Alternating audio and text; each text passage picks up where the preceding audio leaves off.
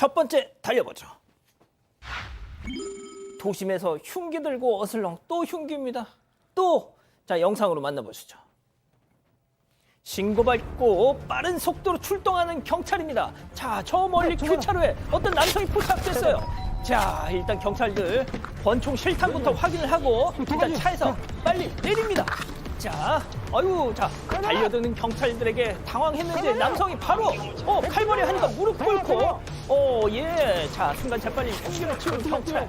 자, 아이고 경찰 보자마자 냅다 무릎부터 꿇는 인간이 흉기는 도대체 왜 들고 설쳐? 자, 근데 이건 어디서 벌어진 일이죠?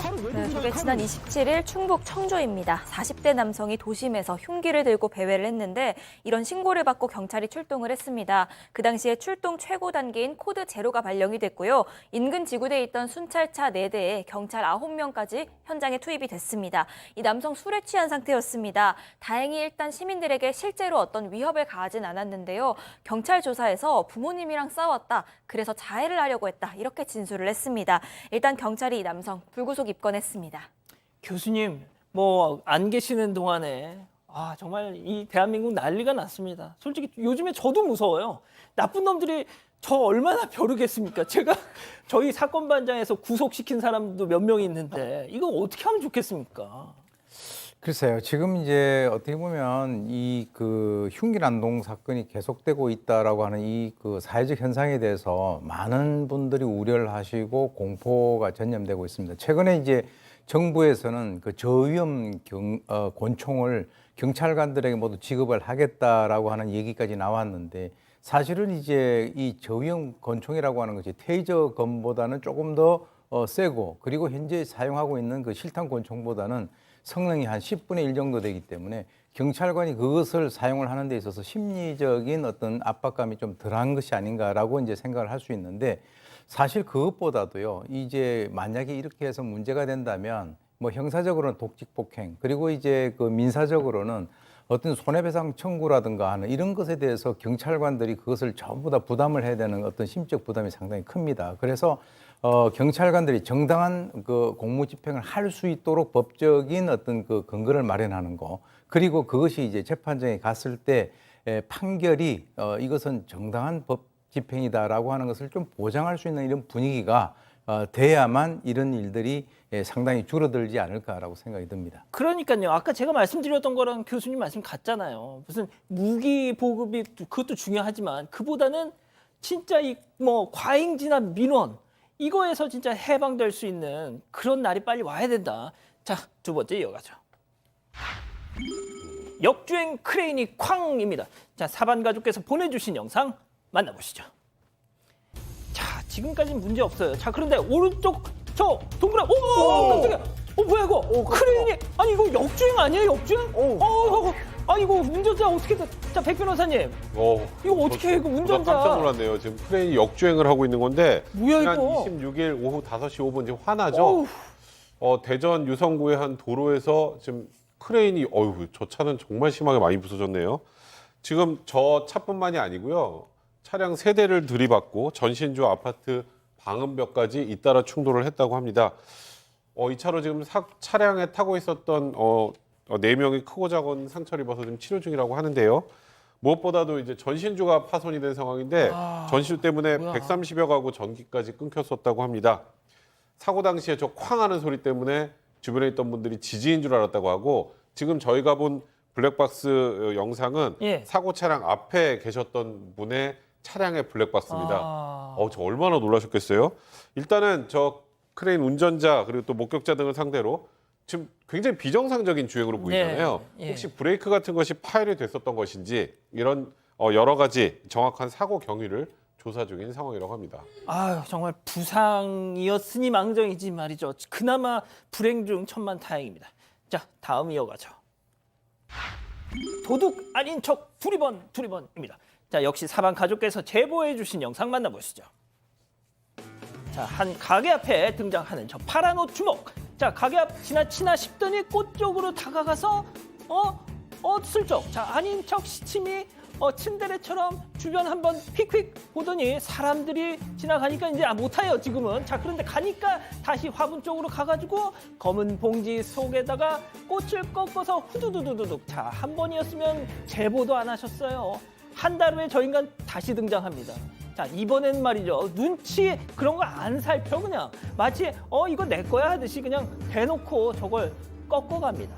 자, 꽃을 든 남자 하면 참 로맨틱한 표현인데 이건 도둑이란 말이죠. 꽃을 해친 남자죠. 정확하게 얘기하면 진짜. 이게 사반 가족분이 경기도 평택에서 애견샵을 운영하시고 그 애견샵 앞에 이 가족분의 어머님이 수국이랍니다. 저 꽃이 정확하게 보이진 않는데 수국이 그냥 꽃을 피우는 게 아니라 한 3, 4년을 굉장히 애를 써서 공을 들인 끝에 올해 처음 꽃을 피웠대요. 아하. 그런데 그걸 7월 초에 나타나서 저렇게 꽃가위와 검은 비닐봉지 들고 와서 곱게 해쳤고요. 사실 해친 거죠. 그리고 한 달 더 지나서 8월 말쯤에 7월 초에 한 번 하고 8월 말쯤에 또 나타나서 두 번 다 가게 흉을 골라서 이렇게 꺾어간 겁니다.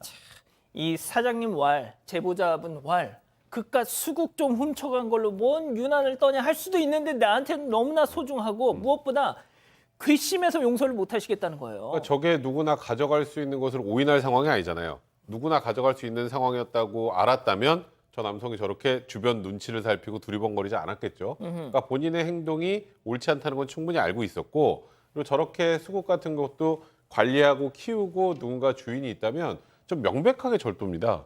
그래서 일단은 아까 말씀하셨던 것처럼 첫 번째 절도가 있고 나서 CCTV 확인 후에 경찰에 한번 신고를 해놓은 상태라고 합니다.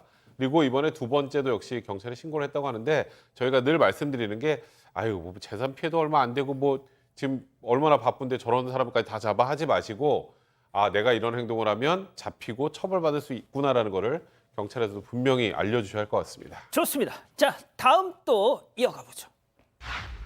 당신은 누구시길래 점점점. 이게 무슨 얘기일까요? 영상으로 만나보시죠.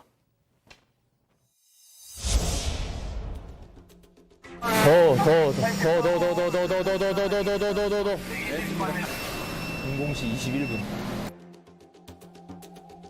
비밀번호 다시 불러주세요. 이게 한 말씀 다가나요. 아닌데? 맞는데 다시 말씀해보세요. 나오는데 왜 안 나와요? 아닌데? 아니, 사실대로 말씀하시라고. 다시 말씀하세요. 가방에는 뭐 지갑 없으세요? 핸드폰에는 이렇게 돼 있거든요. 수배 있어요? 말씀하세요, 그러면. 네, 핸드폰으로 다른 사람 주민번호 받고 막 비밀번호 하고 있는 서류 막 받고 있어요. 네, 도주 우려성이 너무 높아요. 선생님, 도로교통법 위반 음주운전으로 체포하는 거예요. 선생님만 체포하는 거예요. 미안합니다.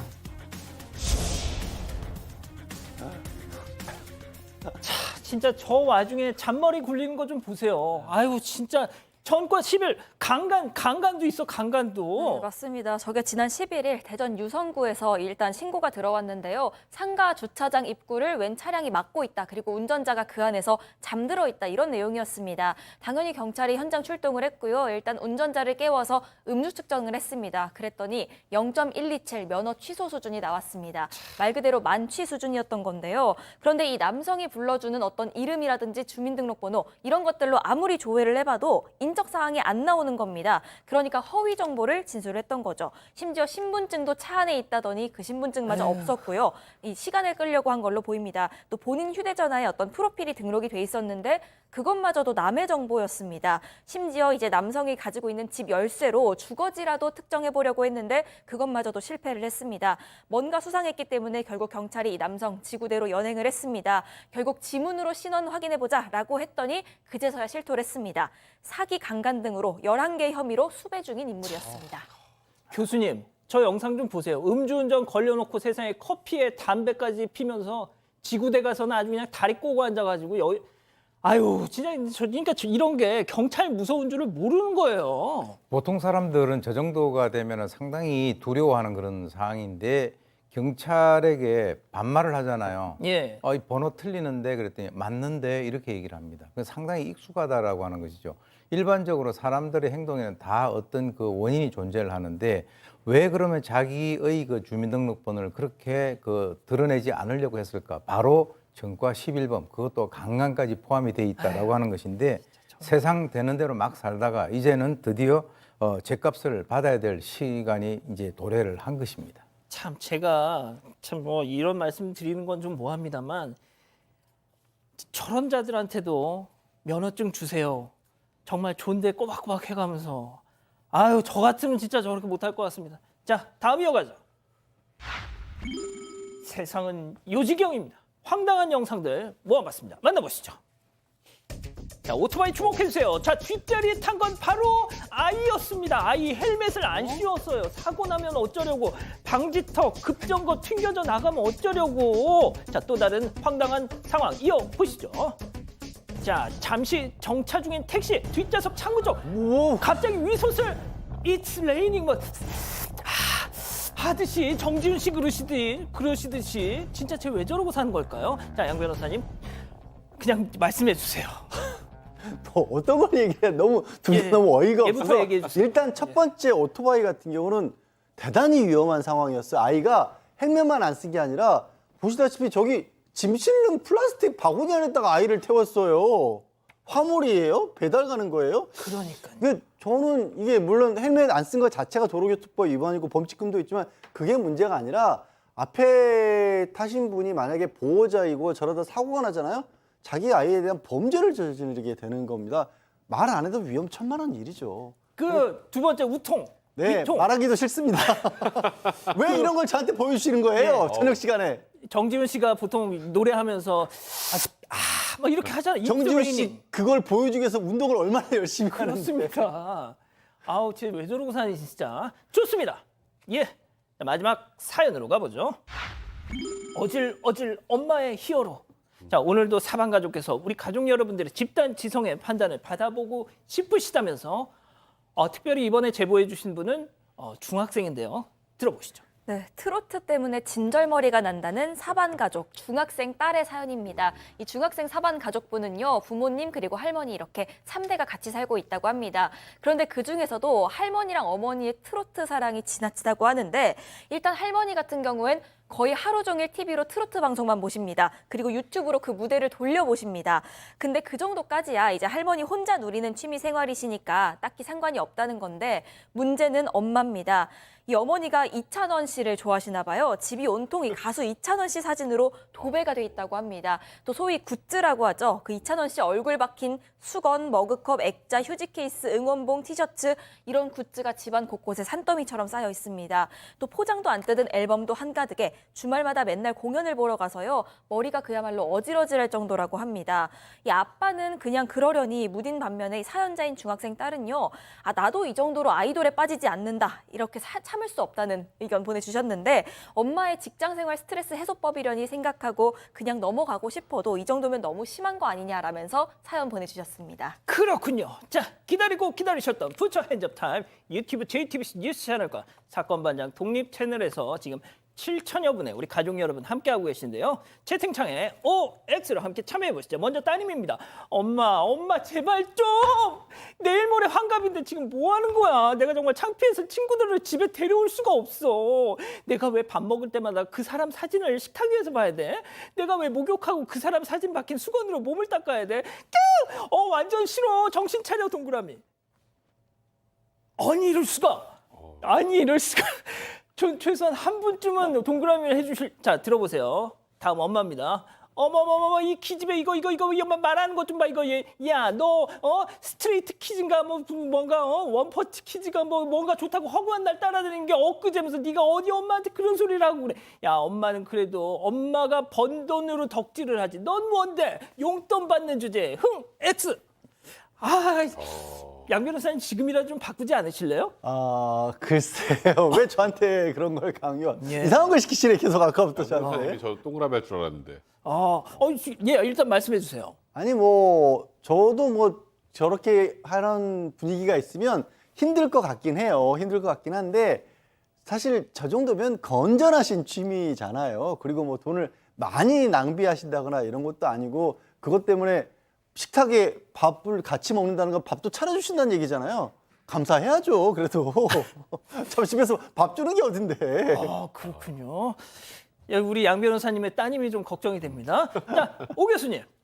예, 저도 이제 뭐 과유불급이라고 사실 여성이 하는 그 행위 자체 그게 이제 좀 너무 지나치다라고 하는 그 생각은 저는 듭니다. 그리고 딸의 어떤 그 고충 또는 뭐 스트레스 충분히 이해를 하는데 사실 남편이 옆에 있는 입장이라면 남편은 저걸 이해를 갖다가 할 것이고 자식의 입장에서는 좀 부끄럽다라고 생각을 할 것인데 사실 저 정도가 되면은 저분은 저것을 통해서 본인이 생활하는 데 있어서의 많은 스트레스를 갖다가 해소를 하는데 그것을 갖다가 하지 못하게 하게 되면 아마 병이 나지 않을까. 그래서 진짜. 뭐 물론 좀 지나친 것은 충분히 이제 이해를 하는데 그래도 뭐 그것을 가지고 못하게 했으면은 어머니 나중에 데리고 모시고 그 병원을 다녀야 되는 그런 상황이 올 겁니다. 자, 백 변호사님은요? 저는 따님이 너무 이기적인 것 같네요. 왜? 내가 지금 좋아하는 보고 건 있단 말이야. 내가 좋아하는 건 괜찮고 엄마가 좋아하는 건 창피해. 중학생. 마음에 상처 죄송해요, 입어. 죄송해요. 제가 그냥 들으셨으면 좋겠어요. 진짜. 저는 그냥 잔인하다. 중학생인데. 저는 긴 말 할 거 없이 어. 엄마의 삶을 존중해 주세요. 진짜. 잔인한 남자. 진짜. 자, 이 기자 본인 생각도 좀 있으면 말씀해 주세요. 네, 어머니 집에 사시잖아요. 그러니까 어머니 집에 잔인한 구체적으로 여자. 진짜 잔인해. 잔인해. 조금 이해를 해주시고 나중에 이제 독립하면은 거기서 뭐 본인 아이돌 좋아하는 아이돌 굿즈 사다 놓으시고 본인 취향껏 꾸미고 사시면 어떨까 하는 생각이 자, 좀 들었습니다. 우리 가족 여러분들은요? 그런데 가족 여러분들 의견은 좀 갈렸습니다. 그러니까. 네, 일단 별바다님 너무 그러시면 안 됩니다. 어머니 가족들 더 반발만 생겨요. 저도 덕질하지만 정도껏 해야 합니다 하셨고요. 이영민님 혼자만 들었으면 좋겠어요. 싫은 사람에겐 고문입니다 하셨습니다. 하지만 윤서정님은 엄마도 나름 취미가 있어야죠. 따님이 이해해 주세요 하셨고요. 화이트베어님 열심히 공부해서 빨리 독립하세요 하셨고요. 필동님 따님 거울 치료하세요. 아이돌 덕질하는 거 똑같이 보여주세요. 이런 의견도 주셨습니다. 그거 좋은 방법입니다. 이 사건의 진실을 추적하고 싶으십니까? 그렇다면 사반 채널을 구독해 주세요. 지금까지 이자연 기자였습니다.